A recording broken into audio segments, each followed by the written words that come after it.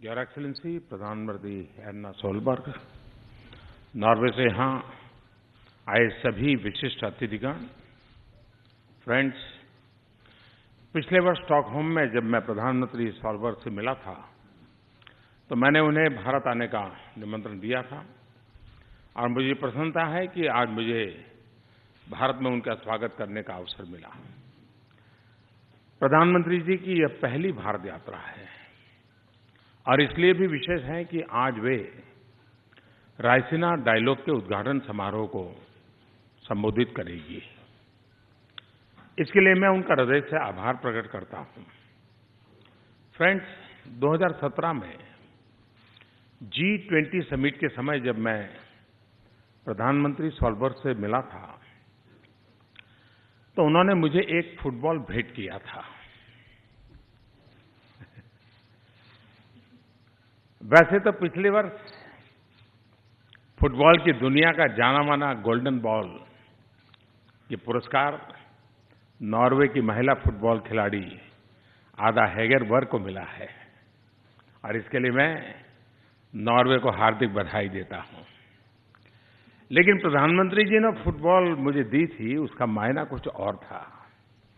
वह फुटबॉल खेल के गोल की नहीं बल्कि सस्टेनेबल डेवलपमेंट गोल्स की प्रतीक थी। प्रधानमंत्री सोलबर्ग ने सस्टेनेबल डेवलपमेंट गोल्स को पाने की दिशा में वैश्विक प्रयासों को बहुत प्रोत्साहन दिया है। अपनी इस यात्रा में प्रधानमंत्री सोलबर्ग ने भारत में नॉर्वे की नई ग्रीन एम्बेसी का उद्घाटन भी किया है और इसलिए प्रधानमंत्री जी के वैश्विक प्रयासों के लिए मैं उनकी जितनी प्रशंसा करूं वो कम है। सस्टेनेबल डेवलपमेंट गोल्स भारत के विकास लक्ष्यों से भी पूरी तरह मेल खाते हैं और हमारे लिए ये प्रसन्नता का विषय है कि दोनों देश मिलकर नॉर्वे इंडिया पार्टनरशिप इनिशिएटिव द्वारा मातृ एवं शिशु स्वास्थ्य के विषय पर सफल सहयोग कर रहे हैं। फ्रेंड्स, भारत और नॉर्वे के संबंधों में ट्रेड एंड इन्वेस्टमेंट का अहम महत्व है। नॉर्वे के गवर्नमेंट पेंशन फंड ग्लोबल ने भारत में लगभग $12 बिलियन का पोर्टफोलियो निवेश किया है। मुझे प्रसन्नता है कि प्रधानमंत्री जी के साथ नॉर्वे की 100 से भी ज्यादा कंपनियों के प्रतिनिधि भारत आए हैं। कल इंडिया नॉर्वे बिजनेस समिट में उनका भारत के बिजनेस लीडर्स के साथ उपयोगी इंटरेक्शन हुआ है। मुझे विश्वास है कि आने वाले समय में पोर्टफोलियो निवेश और फॉरेन डायरेक्ट इन्वेस्टमेंट दोनों में नॉर्वे की कंपनियां भारत की अपार संभावनाओं से लाभ उठाएगी। विशेष रूप से सागरमाला कार्यक्रम के अंतर्गत भारत में शिप बिल्डिंग, पोर्ट्स और पोर्टलेट डेवलपमेंट में नॉर्वे की कंपनियां के लिए बहुत अवसर बन रहे हैं। फ्रेंड्स, इसी से जुड़ा हुआ विषय है ओशन इकोनॉमी। भारत के विकास और समृद्धि के लिए यह क्षेत्र अत्यंत महत्वपूर्ण है। भारत की लगभग 15% जनसंख्या कोस्टल जिलों में रहती है।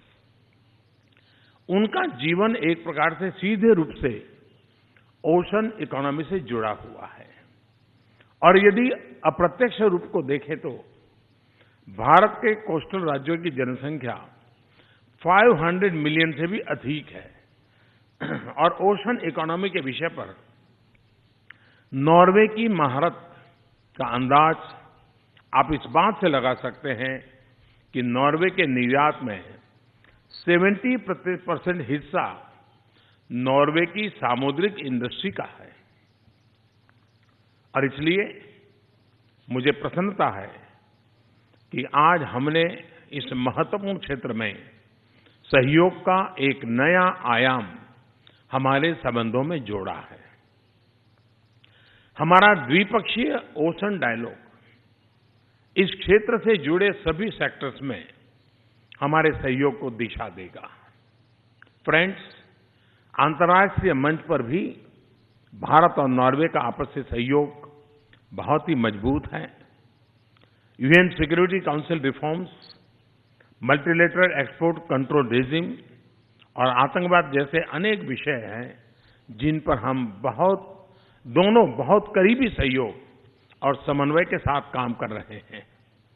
आज हमने अपने सहयोग के सभी क्षेत्रों की समीक्षा की और इन्हें नई ऊर्जा और दिशा देने के विषयों पर भी विस्तार से चर्चा की।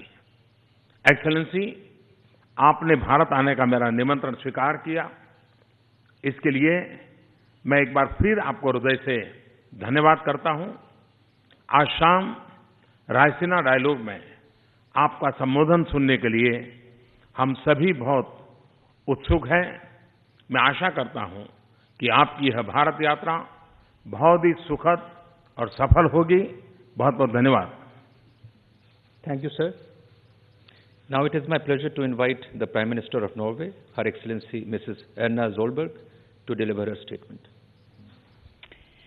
Mr. Prime Minister, thank you very much for the warm welcome that I and my delegation have received during our visit to India.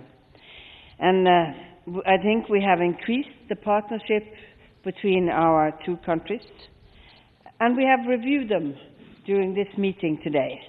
I think the partnership between our two countries are moving in a very positive direction. We've had fruitful discussions on a broad set of issues, including how we can accelerate progress towards sustainable development goals and steps we can take to further strengthen our bilateral ties. And given the importance of India's economy and the size of its territory and population, the world will not be able to reach the sustainable goals unless India is on board. And I have seen impressive improvements and work done in India, especially on a favorite subject of mine, women's empowerment, where the work is going hard on. Women as a force in local communities should be even further strengthened in the years to come. Access to education, to quality education, to make sure that they are participating in the workforce and making the most of their talent. I usually say that no country is rich enough to not use half of the talent in their population. And I saw yesterday on my field trip that you are doing hard work to really accelerate women's participation and women's empowerment. As the world's largest democracy, India plays an important role both regionally and globally. We've had an open and constructive dialogue on how we can work more closely together to protect and develop rule-based international governance. I think it's important that both big countries like India and smaller countries like Norway join forces to work for the benefit and talk about the benefits of multilateralism in a time where there is increased protectionism. Multilateralism is not just about trade and economy, it's also about making the international organizations function, for example, through reform of the UN. The UN needs to reform in the way they are working, and they need to be representative of the world the way it looks today, not the world as it was seen in 1940s. We have to make sure that that is a change in the future. But we also have to make sure that we are delivering good services in the multilateral to the people of the countries that we are governing. The question is also always, do we manage to put our policies into a practice where we are increasing the benefits? And that's about what the 17 SDGs is all about. We have agreed to intensify our cooperation on issues relating to the seas, to a new joint task force on the blue economy, focusing on integrated ocean management. India is an ocean country. We first started our practical cooperation through fishery projects between Norway and India, and we are intensifying the work in the future on the ocean economy. Oceans are important for jobs, for clean seas, for resources. It's one of the least explored parts of the world, that which is below the ocean. It can create more jobs, more medicine, new experiences for us all. That means we have to keep it clean and we have to manage the resources so that it both benefits the people but also in a generational perspective that we have clean oceans in the future. We have identified new opportunities for collaborating in fields also such as energy, climate and the environment. The Norwegian government recently launched a new strategy for our engagement with India. This is a testimony to how important we attach our bilateral relations. The strategy outlines priorities and a common direction for the various sectors of the Norwegian government in the time ahead. India's rapid economic development provides a good basis for forging new ties between our private sectors.